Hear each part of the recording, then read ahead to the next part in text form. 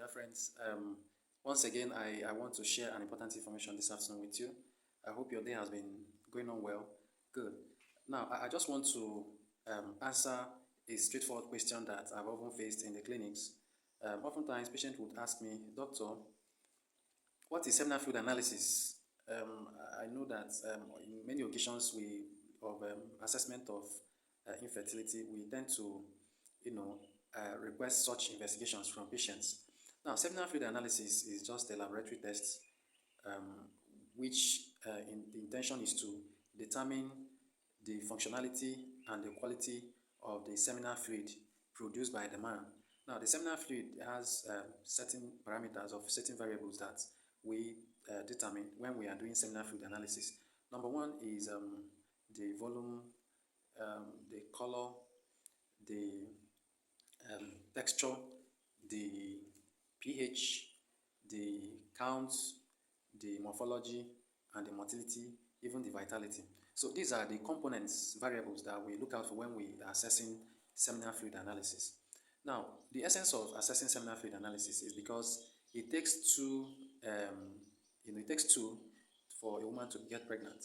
That means that it takes the man and the woman to get pregnant, for the woman to get pregnant. So without assessing seminal fluid analysis, we wouldn't be able to ascertain whether the man has the potentials to get the wife impregnated. So when we are assessing for infertility evaluations, as part of the process, while we are assessing the woman, we are also assessing the man, because about 40 to 50% of cases of infertility are contributed by the man. So the man is not completely exonerated from assessment, and that's why I have to explain this seminal fluid analysis for patients to understand. Now, oftentimes the common thing that patients will hold at while leaving the clinic is that the doctor said I have low sperm count. Now, these various parameters I mentioned to you, volume and the rest of the things, are very important in assessing the quality and the functionality of the sperm. Now, one of it is sperm count. Now, sperm count is very important because it is believed that the minimum number of sperm that could get a woman impregnated is about 39 million per ejaculates. That's when the total sperm count in whatever the man has produced is 39 million and above. Anything less than that, research has shown that it will not be able to impregnate a woman spontaneously, not during an IVF process.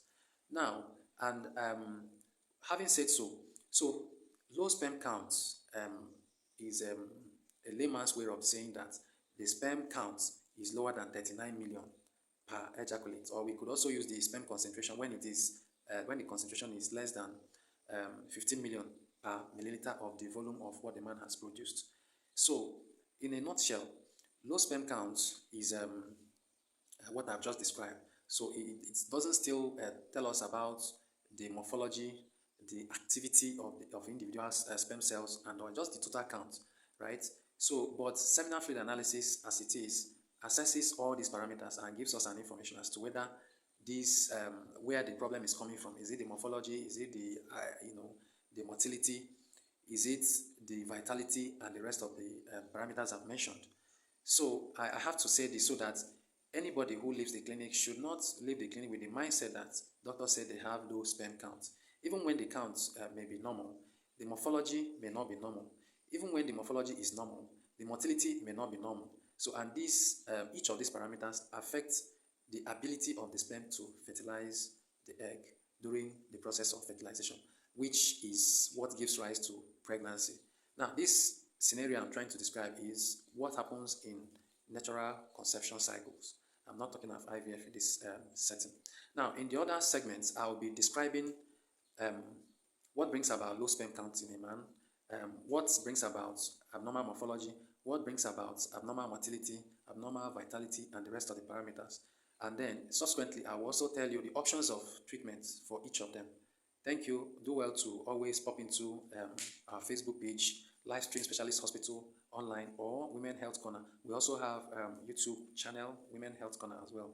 Thank you. I am your friend and gynecologist, Nabo Paul.